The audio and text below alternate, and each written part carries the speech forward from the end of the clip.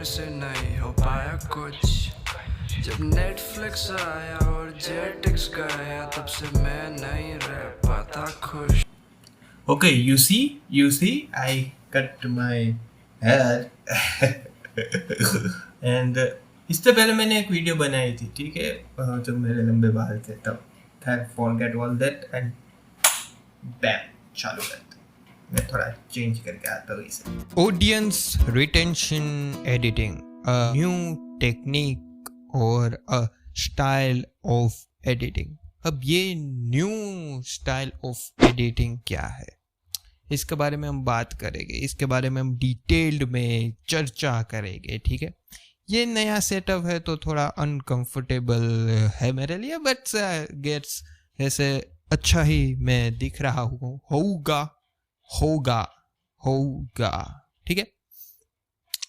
अब ये new way of editing क्या है, ये न्यू स्टाइल ऑफ एडिटिंग क्या है, उसके बारे में हम डिटेल्ड में चर्चा विचारणा करेंगे। Hey everyone. Oh my God. So I have kind of a crazy story to What are tell. you talking about, man? Yikes. Crazy thing happened to me the other day. Dude, your soda's on your car. I was going out to lunch. Big yikes. Oh my God. Am I even recording? I thought for a second I wasn't recording. The waiter was like, "Would you like water with ice or no ice?" He needs some milk. And I'm like, just show me some basic respect, you know? Wait a minute. You stupid piece of shit. I'm gonna fucking kill you if you... Thank you guys, and please buy my Costco merch. Merry Christ. तो अगर तुम ऐसी editing करते हो ना तो उसे अभी बंद कर दो, ठीक है। क्योंकि ये कोई एडिटिंग है ही नहीं। अगर तुम चाहते हो ऐसी एडिटिंग करना तो नहीं, ये एडिटिंग है ही नहीं। क्योंकि अगर तुम ऐसी एडिटिंग करते हो ना तो इससे तुम्हारे अंदर वो जो एडिटर वाली होती है ना, जो ट्रेडिशनल एडिटर होते हैं और जो अच्छे पैसे अर्न करते हैं, उस टाइप की स्किल डेवलप नहीं होगी। हालांकि मुझे इस एडिटिंग वाले फील्ड का बहुत कुछ पता नहीं है, क्योंकि मैं कोई इंस्टीट्यूट से नहीं सीखा हूँ, ठीक है। मैंने जो भी सीखा है वो यूट्यूब से ही सीखा है और आज भी मैं सीख रहा हूँ। आई लर्न, आई टीच, ठीक है। सो बस यही है फंडा। पर मैं इतना जानता हूँ कि अगर इस टाइप की एडिटिंग तुम करते हो ना तो इसके कहीं ज्यादा नुकसान है, और उन नुकसान के बारे में हम बात करेंगे। क्योंकि ऐसी एडिटिंग जब कोई देखता है ना तो वो कमेंट भी डालता है, ओ भाई क्या एडिटिंग है, क्योंकि इसमें तुम बहुत सारी लेयर्स का यूज करते हो, बहुत सारी टेक्स्ट का यूज करते हो, बहुत सारी इफेक्ट्स का यूज करते हो, पर कहीं सारी चीजें होती है जो चुप जाती है। एज अ एडिटर तुम्हारा काम ये नहीं है कि लोग तुम्हें रिकॉग्नाइज करें, तुम्हारा काम ये है कि तुम्हारा काम ना दिखे। हाँ ठीक है, वो जब एडिटर नाम आता है ना, लोग पढ़ते हैं और कहने चाहिए कि इसमें एडिटर की जरूरत थी क्या। वो काम जो है वो तुम्हारा काम है। वो ऐसी एडिटिंग मतलब ऑडियंस रिटेंशन वाली एडिटिंग जो है वो यूज किसके लिए होती है, तो ऐसी एडिटिंग जो है वो वैसी ऑडियंस के लिए यूज होती है जिसका अटेंशन स्पैन जो है वो काफी डाउन है, ठीक है। मतलब उसे हर सेकंड, मतलब हर 20 से 30 सेकंड में उसे नया सॉन्ग चाहिए, उसे नया म्यूजिक चाहिए, उसे वो जूम वाली इफेक्ट चाहिए, वो फ्लैशी टेक्स्ट चाहिए, वो चाहे उसे पढ़ सके या ना पढ़ सके पर कुछ स्क्रीन पर ऐसे चलते रहना चाहिए। ऐसी एडिटिंग के नुकसान के बारे में अगर मैं बात करूं तो एक सिनेरियो में तुम्हें बताता हूं। मान लो तुम किसी लड़की के साथ डेट पर जाना चाहते हो, या फिर तुम अगर लड़की हो तो किसी लड़के के साथ तुम डेट पर जाना चाहते हो, तो वो जगह जहां पर तुम डेट पर जाओगे वो कैसी पसंद करोगे? वैसी जगह पसंद करोगे जहां पर एकदम शांति है, जहां तुम्हें प्राइवेसी मिलती है, एक दूसरे को तुम देख सकते हो, उनसे बात कर सकते हो, वैसी जगह।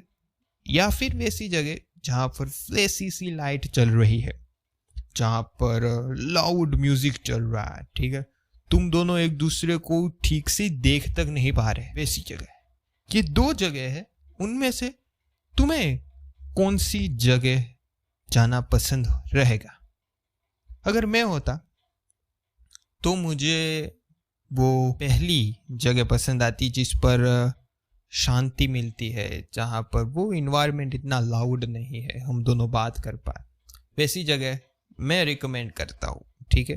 क्योंकि ऐसी जगह से कनेक्शन बिल्ड होता है और वही कनेक्शन जो है वो लव बन जाता है, अट्रैक्शन से लव की ओर, ठीक है। अब यही डिफरेंस है, ठीक है। जब तुम एडिट करते हो इस टाइप की हल्ला बोल वाली एडिटिंग, तो वहां पर ऑडियंस का जो वो कंटेंट क्रिएटर है, या फिर जैसे कि मैं मेरे बात करूं, मैं एज अ कंटेंट क्रिएटर हूं, यहाँ पर अगर मैं ज़्यादातर चीज़ें डाल दूं, मतलब मैंने टेक्स्ट डाल दिया, मैंने ऐसी हाई फाई लाइट्स जो है वो डाल दी है, ठीक है। वो मैं ठीक से अभी खुद मैं ठीक से नहीं देख पा रहा मुझे, पर मान लो कि ऐसी हाई फाई लाइट चल रही है और ऐसे फटाक फटाक टेक्स्ट आ रहे हैं और साउंड इफेक्ट्स आ रहे हैं और थोड़ा लाउडर है, स्मूथिंग साउंड नहीं है, तो मेरी जो पर्सनालिटी है ना वो उस एडिटिंग के कारण दब जाती है। और वो जो कनेक्शन मेरा और ऑडियंस का जो बिल्ड होने वाला होता है, वो कनेक्शन बिल्ड नहीं होता, वो पर्सनालिटी जो डेवलप हमें करनी होती है वो डेवलप नहीं होती। लोग इंगेज होते हैं, वो ये वैसे ही है जैसे अट्रैक्शन और लव में डिफरेंस है, ये वैसा ही डिफरेंस है। रिटेंशन टाइप की एडिटिंग में क्या क्या चीज़ें पर तुम्हें ध्यान देना होता है वो उसकी लिस्ट में यहाँ पर डाल देता हूँ। एक सवाल पूछ लेता हूँ कि इस टाइप की एडिटिंग स्टाइल तुम्हें इंटरटेन करती है या नहीं? ये सवाल मेरा आप लोगों से है कि क्या ये एडिटिंग स्टाइल जो है वो तुम्हें इंटरटेन कर पाती है या फिर नहीं। मेरी बात करूं तो हाँ, वो मुझे इंगेज रख पाती है, एंगेज रख पाती, प्रोनाउंसिएशन पे थोड़ा इधर उधर हो जाएगा, ठीक है। हाँ, वो मुझे एंगेज तो रख पाती है, पर वो एंजॉयबल है, इंटरटेनिंग है, वो मैं नहीं कह सकता। क्योंकि मैंने देखा है कि कोई भी ऐसी एडिटिंग स्टाइल होती है, ठीक है, बड़े बड़े यूट्यूबर इसका यूज करते हैं, मिस्टर बीस्ट इसका यूज करता है और काफी एंगेज रखते हैं अपनी ऑडियंस को, वो बांध के रखते, वो सम्मोहित करके रखते। पर तुमने उसकी वीडियो देखी होगी तो उसमें जो सबटाइटल्स आते हैं ना वो फटैक फटैक से आने लगते हैं, ठीक है। वो जितनी स्पीड में बोलते हैं उतनी स्पीड में वो सबटाइटल आते हैं, तो मैं तो उसे पढ़ नहीं पाता, पर वो विजुअल हिप्नोसिस होता है, ठीक है, मैं उसे देखते रहता हूँ कि हाय हाय कुछ हो रहा है, ठीक है। वो साउंड होता है जो कि मुझे इंगेज रखता है, ठीक है। तो हाँ, ये एडिटिंग स्टाइल मुझे एंगेज तो रखती है, वाइब ही नहीं आती, ठीक है, वो मैं जुड़ नहीं पाता, ये मेरा पर्सनल एक्सपीरियंस है।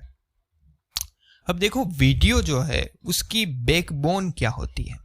कैरेक्टर, स्टोरी एंड इमोशन, ये तीन चीज बन के एक वीडियो बनाती है। और एक चीज जिसके बारे में मैं सोचता हूँ वो ये है कि जब तुम ऐसी एडिटिंग स्टाइल से वीडियो को शूट और एडिट करते हो ना, तब तुम्हारे अंदर एक वो कहते हैं ना कि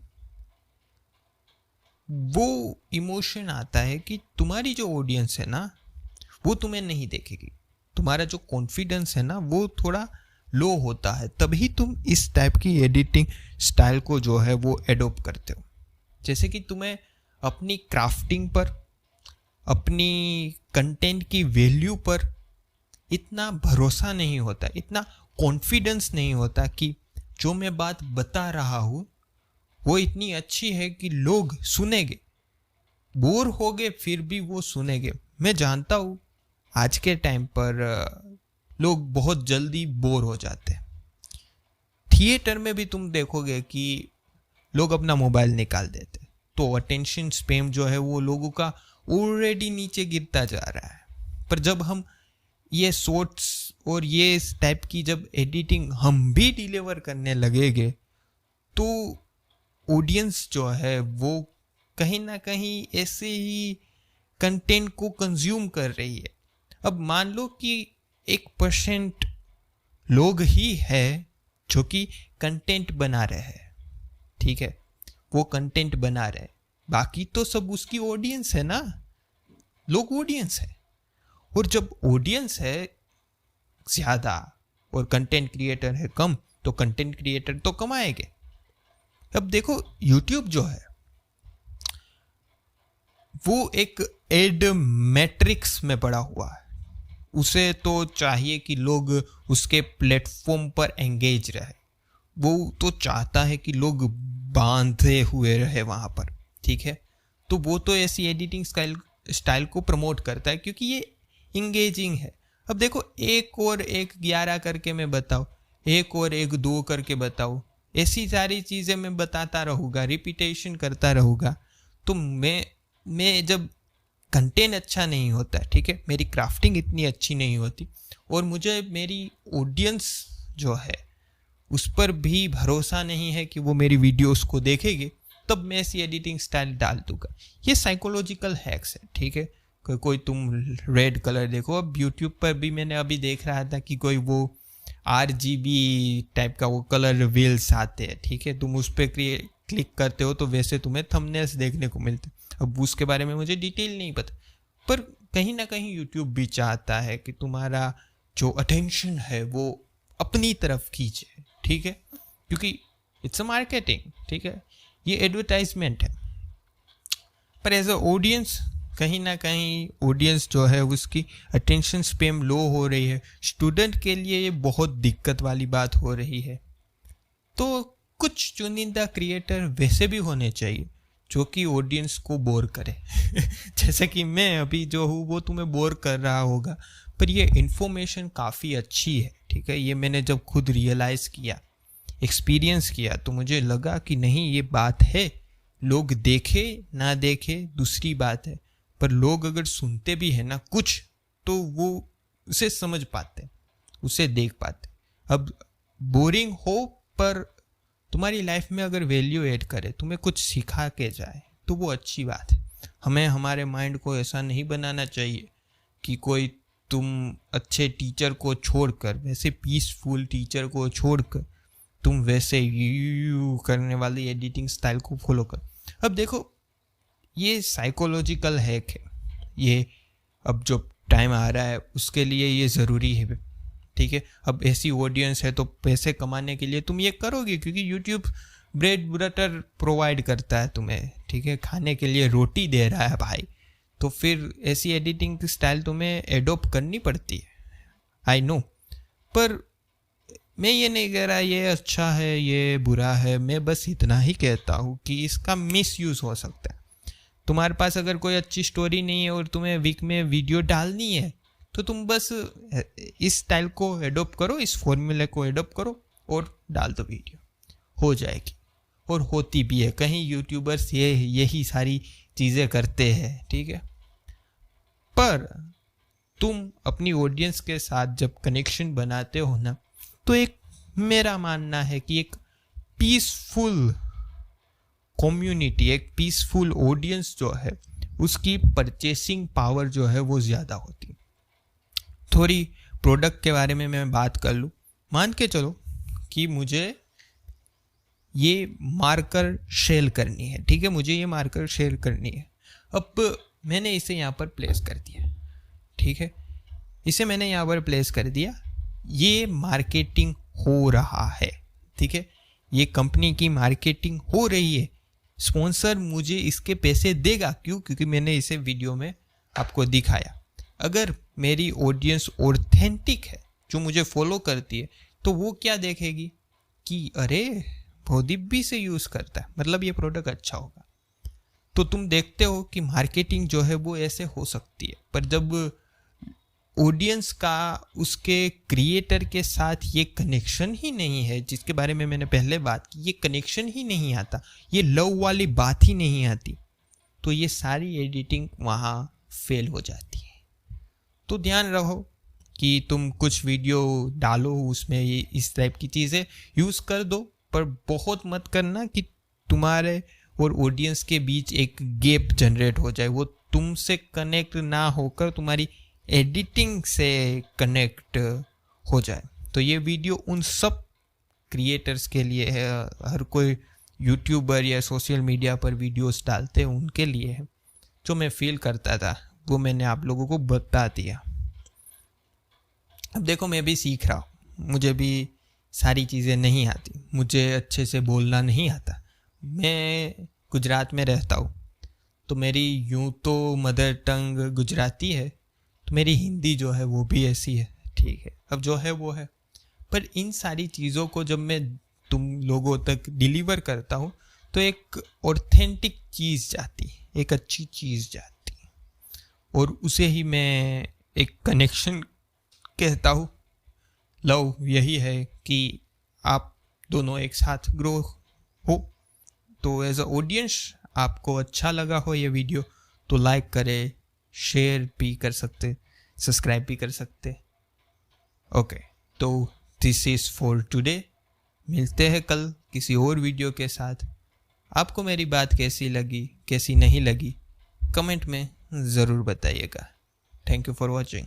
कुछ क्लियर करके जाता हूँ कि मैं जो हूँ वो अपनी स्क्रिप्ट को एज ए स्ट्रक्चर फॉर्म में नहीं ला पाता। मतलब मुझे जो मन की बात कहनी है वो मैं कहता हूँ, तो वो काफ़ी स्ट्रक्चर वे में नहीं होता। तो सॉरी अगर मैंने आपका टाइम वेस्ट किया है तो।